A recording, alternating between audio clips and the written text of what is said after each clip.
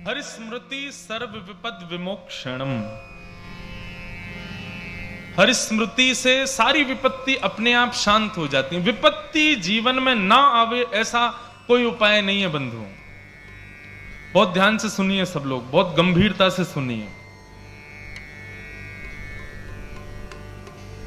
विपत्ति जीवन में ना आवे, हमारे जीवन में कभी कोई कष्ट ना आवे, ऐसा कोई उपाय ना तो किसी शास्त्र में वर्णित है, ना किसी पुराण में वर्णित है, कहीं भी नहीं है। और यदि आप ढूंढने के लिए जाओगे, ज्यादा अध्ययन करके प्रयास करोगे कि कुछ मिल जाए कि जिससे कोई संकट हमारे जीवन में ना आवे, तो एक ही उपाय है, केवल और केवल ठाकुर जी का नाम का आश्रय है। भगवत नाम आश्रित हो जाइए, बस वही एकमात्र उपाय, उसके अलावा कोई उपाय नहीं है। अब आप विचार करो, तुलसीदास जी ने रामचरितमानस की रचना की और जिस हनुमान चालीसा को गा करके लोग पीड़ाओं से दूर हो जाते हैं, जिस हनुमान चालीसा को गा करके लोग अपने आपत्ति विपत्ति भूत पिशाच निकट नहीं आवे, महावीर जब नाम सुनावे, ऐसी हनुमान चालीसा की भी रचयिता कौन है? स्वयं श्री तुलसीदास जी। लेकिन तुलसीदास जी का जीवन चरित्र देखो, क्या उनके जीवन में विपत्ति नहीं थी? बहुत थी। कहां तक कहें तो गोस्वामी तुलसीदास जी ने जिस समय मानस की रचना की, भारत में जितना विरोध तुलसीदास जी का हुआ उतना किसी का नहीं हुआ। बड़े बड़े विद्वान भी ये कहते थे कि बताओ, ये कोई साधारण सी गांव की भाषा में और इसने राम जी के चरित्र को लिख दिया, ये कोई ग्रंथ है, इसको स्वीकार नहीं करेंगे हम।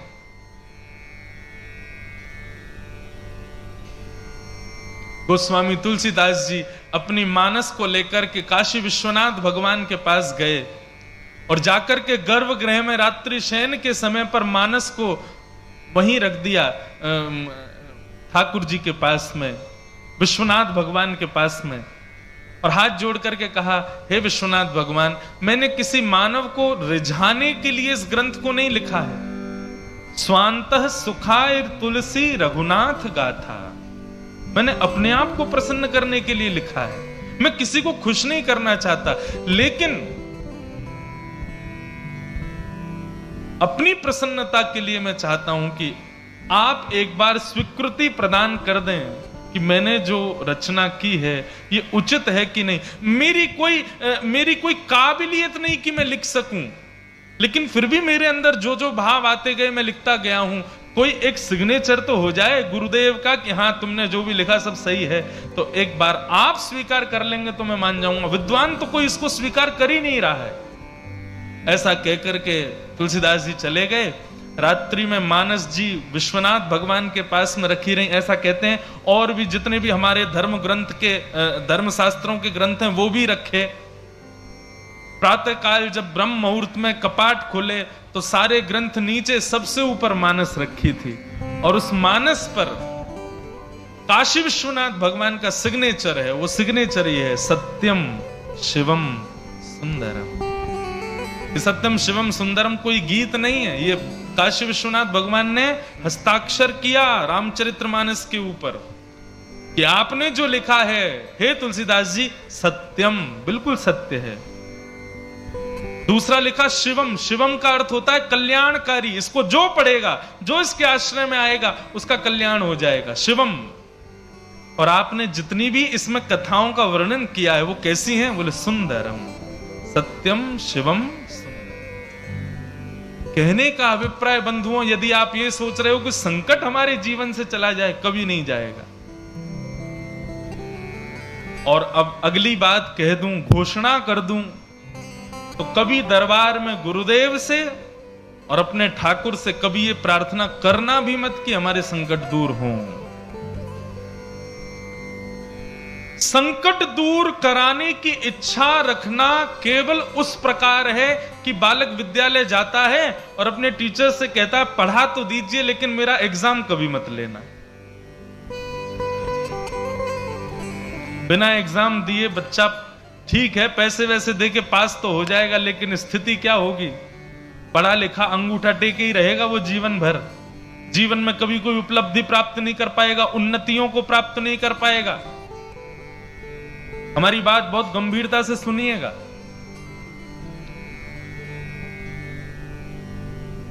ठाकुर जी से कभी प्रार्थना मत करो कि संकट दूर हो। अपने गुरुदेव से कभी प्रार्थना मत करो कि हमारे संकट दूर हो।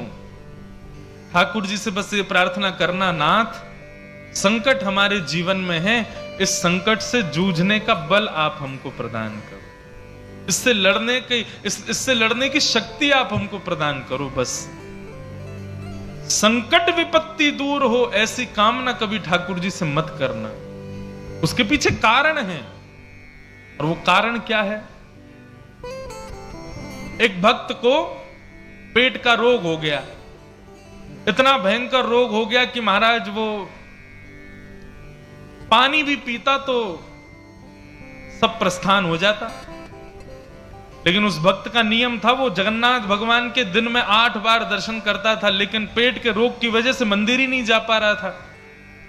समुद्र के किनारे विलाप कर रहा था, भयंकर रोग हो गया था, मलमूत्र में सना हुआ पड़ा था। तभी जगन्नाथ भगवान प्रकट हो गए, और प्रकट होकर के उसके अंग पर लगे हुए मलमूत्र को ठाकुर जी अपने हाथ से पोंछने लगे। भक्त ने जब देखा, भक्त ने हाथ पकड़ लिया, बोले ठाकुर जी आप क्या कर रहे हो? बोले तुम्हारा शरीर मलमूत्र में सन गया है, उसको साफ कर रहे हैं। ऐसा मत कीजिए नाथ, आप भगवान हैं, आप परम पवित्र हैं, मेरे तन के मलमूत्र को आप साफ क्यों कर रहे हैं? बोले क्यों? भक्त मेरी सेवा करता है तो मैं भी भक्त की सेवा कर सकता हूं। बोले आपकी बात ठीक है, तो फिर एक काम करो ना, मेरा रोग ही दूर कर दो। जब आप इतने ही सामर्थ्यवान हो तो मेरा रोग दूर कर दो, मेरे मलमूत्र को साफ क्यों कर रहे हो? मुझे ठीक कर दीजिए, स्वस्थ कर दीजिए। भगवान बोले स्वस्थ नहीं करूंगा। भक्त ने पूछा क्यों?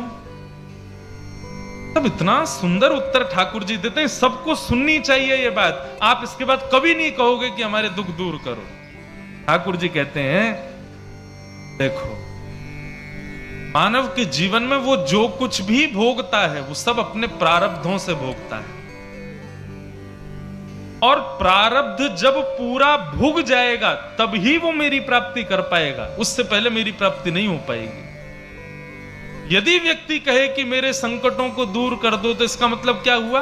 उसके प्रारब्ध से जो उसको भोगना था वो नहीं भोगा, और यदि वो नहीं भोगेगा तो मेरी प्राप्ति नहीं हो पाएगी। भगवान कहते हैं अभी यदि मैंने तुम्हारा रोग ठीक कर दिया तो प्रारब्ध तुम्हारा इकट्ठा रहेगा, आज नहीं तो कल, कल नहीं तो अगले जन्म में भोगने के लिए तुमको आना पड़ेगा। क्योंकि ये तो संसार का नियम है, जब तक हमारे पाप पुण्य दोनों हम भोग नहीं लेंगे तब तक हमको वैकुंठ नहीं मिलेगा।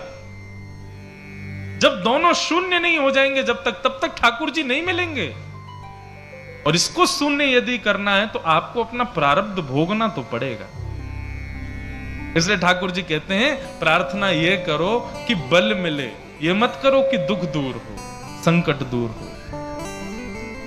स्वामी विवेकानंद तो कहते हैं कि यदि किसी व्यक्ति के जीवन में संकट नहीं आते तो ऐसा व्यक्ति विचार करे कि वो वास्तव में जी रहा है कि नहीं जी रहा है।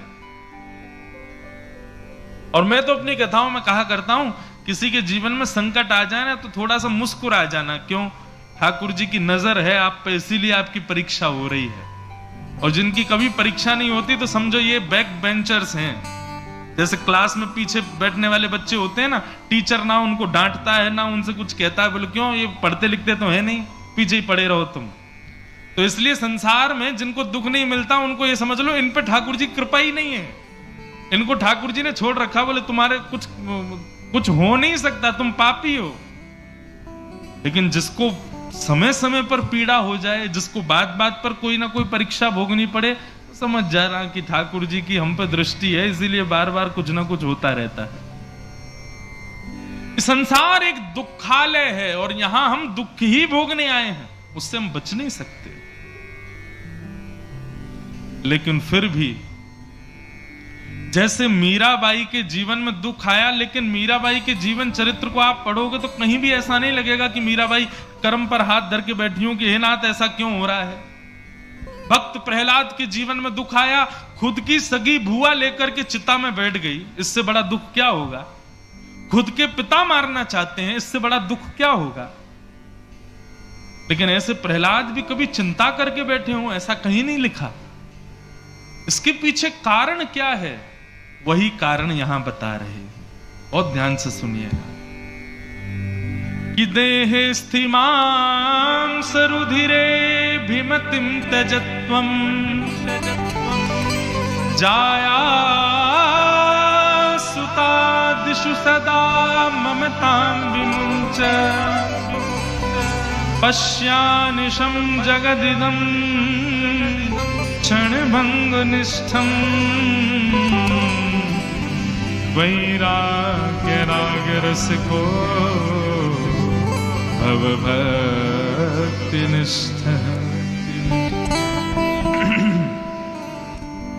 बहुत ध्यान से सुनो।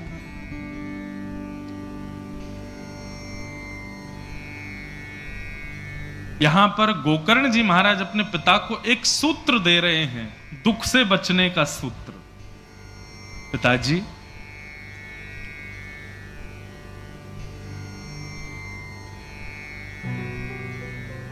दुख से कैसे निवृत्त हुआ जाए? तो कहते हैं दुख जीवन में आने के दो कारण होते हैं, पहली तो अहमता और दूसरी ममता। पहला दुख का कारण है अहमता और दूसरा दुख का कारण है ममता। बहुत सावधानी से सुनो, पानी सबके पास आ जाएगा, आप लोग यहां देख के कथा सुनो। आप लोग वहां पानी वाले उनको देखने लग जाते हैं तो मेरे को प्यास लगने लगती है, तो आप इधर ही देखो, कथा सुनो। दुख के दो कारण हैं, इसको अपने हृदय पटल में लिख लीजिएगा। पहला दुख का कारण है अहमता और दूसरा दुख का कारण है ममता। अहमता किसको कहते हैं? अहमता कहते हैं अभिमान को। अहमता सदैव खुद में होती है और ममता सदैव दूसरों में होती है। ये दो ही दुख के कारण हैं। यदि व्यक्ति इन दोनों से बच जाए तो उसको कभी दुख का अनुभव नहीं होगा।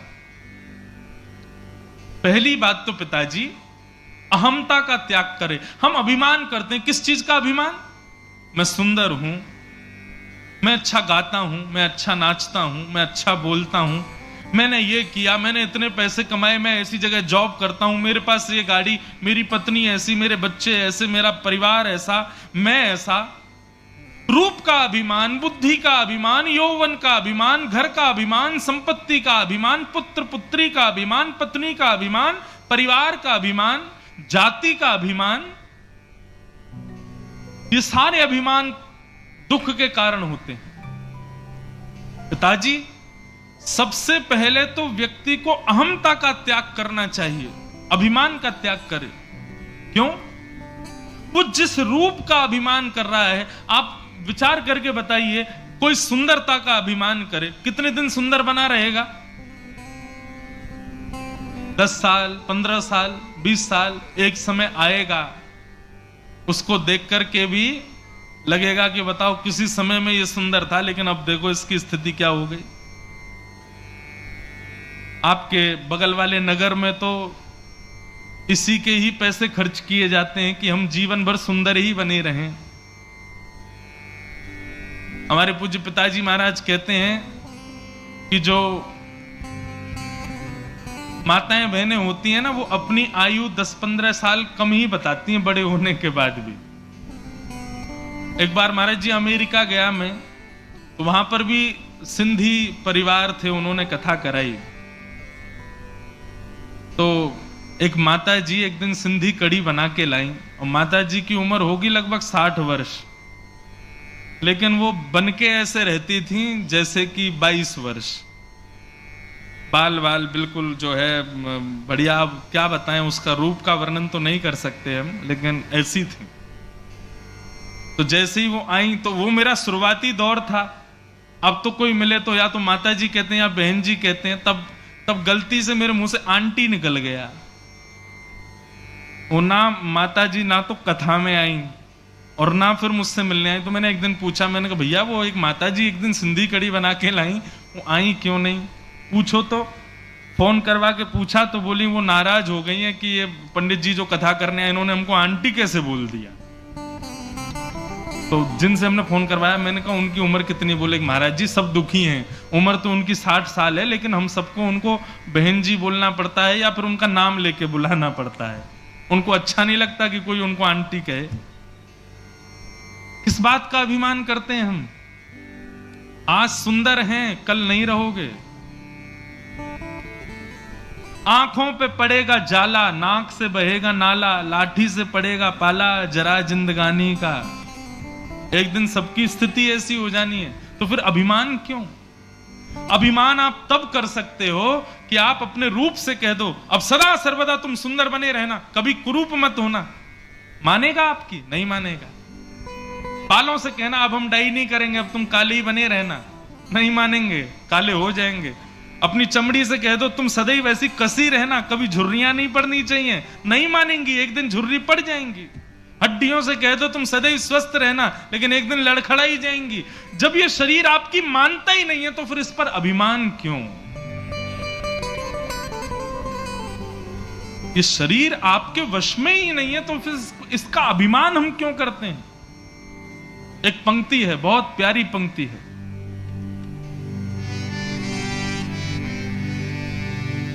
देने वाले ने दिया वह भी दिया किस शान से, मेरा है यह लेने वाला कह उठा अभिमान से। मैं नहीं मेरा नहीं यह तन किसी का है दिया, जो भी अपने पास है यह धन किसी का है दिया। हमारा नहीं है, ठाकुर जी ने हमको दिया है। एक बात बताएं, ये मानव क्यों बनाया भगवान ने? मौका दिया है हमको 84 लाख योनियों से बचने के लिए, पापों से निवृत्त होने के लिए। हमने अपने पूर्व जन्म में जितने पाप किए हैं, जितने दुष्कर्म किए हैं, जितने दूषित कर्म किए हैं, उन सब से निवृत्त होने का ये मौका मिला है कि हम लोग मानव बने हैं। कुकर, सूकर, चींटी, छिपकली आदि ये सारी योनियां हैं। ये सब अपने पाप की वजह से इन योनियों में पड़े हैं, लेकिन हम मानव हैं, इसका मतलब हमको मौका मिला है। बच जाओ, संभल जाओ। ठाकुर जी की बड़ी कृपा है कि तुम मानव हो, तुम कीर्तन कर सकते हो, भजन कर सकते हो, वृंदावन जा सकते हो, कथा सुन सकते हो, सत्कर्म कर सकते हो, लोगों की सहायता कर सकते हो, परोपकार कर सकते हो। ये कोई नहीं कर सकता, केवल मानव कर सकता है। मानव को कभी अपने ऊपर अभिमान नहीं। हां, ठाकुर जी ने मुझे मानव बनाया, इसका स्वाभिमान करो और इससे सेवा करो, अभिमान नहीं। पिताजी यदि सुखी रहना है जीवन में, सबसे पहले अभिमान का त्याग करो, अहंता। अभिमान करने का अधिकार तब है जब कोई वस्तु आपके वश में है, जब आप खुद ही अपने वश में नहीं हो। उल्लासनगर में हमारे पूज्य पिताजी की एक दो बार कथा हो चुकी है, 93, 94 में, शायद 93 में 3 बार, और दास का जन्म 96 का है, तो उससे पहले पिताजी उल्लासनगर आ चुके हैं। तो उल्लासनगर का मुझे स्मृति में नहीं है, लेकिन एक परिवार है, शायद वो आए, उनको पता चले। तो वो अभी कुछ साल पहले हमारी कांदीवली में कथा थी, वहां आए थे। हम उल्लासनगर से आए। मन का अच्छा। तब वो बता रहे थे, बोले ठाकुर जी जब कथा करने आए, उसके बाद जब आपका जन्म हुआ तब हम आपके घर आए थे, आपको गोदी में खिलाया था, आपको ऐसा ऐसा करके बता रहे। बोले अब आप व्यासपीठ पे बैठे हो। तो ये बात में क्यों स्मृति, शायद वो कल परसों में उनको पता चले तो आए। मैं अभी जानता तो नहीं हूं उनको, लेकिन आज वो देख करके आश्चर्य करते हैं। बोले ये जो व्यास जी बैठे हैं, इनको हमने गोदी में खिलाया है। कई जगह हम कथा करने जाते हैं, वहां पिताजी के शिष्य आते हैं, उन सब ने मुझे गोद में खिलाया है। लेकिन अब मैं कहूं गोद में खिला लो मुझे, अब स्थिति नहीं है ना। परिवर्तन होता रहता है शरीर का, संसार का, ये वश में कभी नहीं रहेगा। हमारे पूज्य पिताजी कहते हैं कि हर क्षण में हम लोग अपनी मृत्यु के पास जा रहे हैं। ये परिवर्तन हमारे अंग प्रत्यंगों का, शरीर का, बुद्धि का, मन का, ये इस बात का प्रतीक है कि तुम और मैच्योर नहीं हो रहे हो और मृत्यु के समीप जा रहे हो। हर क्षण हम मृत्यु के पास जा रहे हैं। जैसा मैं आज हूं वैसा कल नहीं था, जैसा आज हूं वैसा कल नहीं रहूंगा, और जैसा कल रहूंगा वैसा 10 साल बाद भी नहीं रहूंगा। हर समय बदलता रहूंगा मैं। तो जो परिवर्तनशील शरीर है उस पर अभिमान क्यों करना? इससे अहंता का त्याग करो, अभिमान छोड़ो। और दूसरा पिताजी काम करना है, यदि सुखी रहना है तो इस शरीर के जितने संबंधी हैं उनमें जो ममता है उस ममता का त्याग करो। कई लोग होते हैं उनको खुद में अभिमान नहीं होता, लेकिन अपने बच्चे पर बड़ा उनको गौरव होता है, बड़ा ममता होती है उसके प्रति। संसार में कोई अपना नहीं है बंधु, ये सब केवल व्यवहार मात्र है। यही तो संसार है कि वो जन्मा है इसलिए हमारा पुत्र है, हमारी पुत्री है, हमारी पत्नी है, हमारे बच्चे हैं, हमारा परिवार है, हमारा खानदान है, लेकिन कोई अपना नहीं है। सूरदास जी कहते हैं, उस पद की केवल भावार्थ समझिएगा, क्या कहते हैं सूरदास जी। जा दिन मन पंछी उड़ जाए, जा दिन मन पंछी उड़ जाए, ता दिन तेरे तन तरुवर के सब ही पात झड़ जाई हैं, ता दिन तेरे तन तरुवर के सब ही पात झड़ जाई हैं, जा दिन मन पंछी उड़ जाए हैं, जा दिन मन पंछी उड़ जाई। जिस दिन हमारे भीतर बैठी जो आत्मा है वो उड़ गई, जब हंस अकेला उड़ जाएगा, खाली पिंजरा पड़ा रह जाएगा, कुछ नहीं बचेगा। स्वयं से अहंता का त्याग और अपनों से ममता का त्याग। सूरदास जी उसी पंक्ति में आगे कहते हैं, पत्नी हाथ पकड़ करके 7 फेरे लेती है, और 7 फेरों में क्या कहती है, हम 7 जन्म तक साथ रहेंगे, अगले जन्म में भी मैं आपकी पत्नी बन के आऊंगी, आप मेरे पति बन के आना, आदि आदि जो भी नियम होते हैं। जिनके ब्याह हो गए उनको पता होगा। लेकिन सूरदास जी कहते हैं, जा प्रियतम सो प्रीत घनेरी, सो देख डर जई है।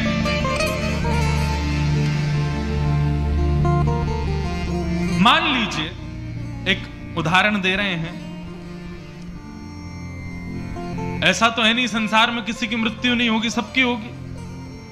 एक बार एक सौभाग्यवती नारी का दुर्भाग्य रहा और उसके पति उसको छोड़ के चले गए। बहुत रोई बेचारी, मेरे पति कहां चले गए, बहुत रोई। लेकिन फिर परिवार के लोगों ने जाकर के उसका संस्कार कर दिया। बहुत महीनों तक विलाप करती रही कि मेरे पति कहां हैं, लेकिन जैसे तैसे ठीक होने लगी। परंतु एक दिन आया, उसके पति ने यमराज से प्रार्थना करी, मेरी पत्नी बड़ी दुखी है, मुझे आज्ञा दीजिए, मैं अपनी पत्नी से मिलने जाना चाहता हूं। तो यमराज बोले ठीक है, जाओ अपनी पत्नी से एक बार मिलाओ।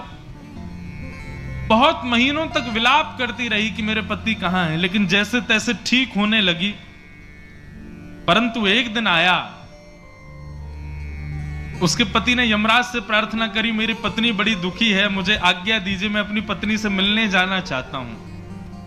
तो यमराज बोले ठीक है, जाओ अपनी पत्नी से एक बार मिलाओ। पत्नी बेचारी रात्रि में सोई थी, इतने में ही ऊपर पंखा घूम रहा था, तभी गौर से देखा तो पंखे के ऊपर पतिदेव बैठे थे। पत्नी की स्थिति क्या हुई? भूत पिशाच निकट नहीं आवे, महावीर जब नाम सुनावे, नासर हो गए सब पीरा, जपत निरंतर हनुमत पीरा, जल लेकर के आवे, छिड़काव करे, भागो यहां से। आ गए भूत पिशाच।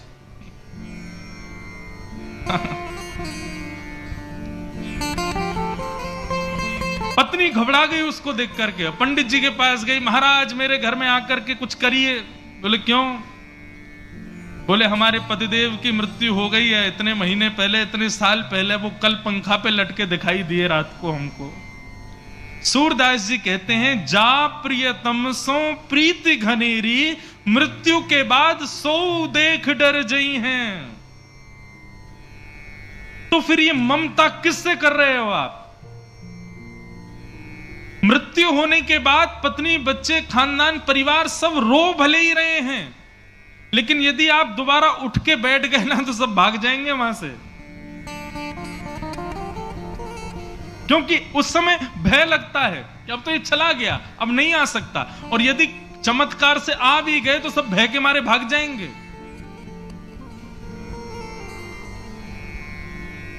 सूरदास जी कहते हैं, जिससे भय लग गया एक बार भी, तो यह बात निश्चित है कि वो कभी अपना था नहीं, इसीलिए भय हुआ।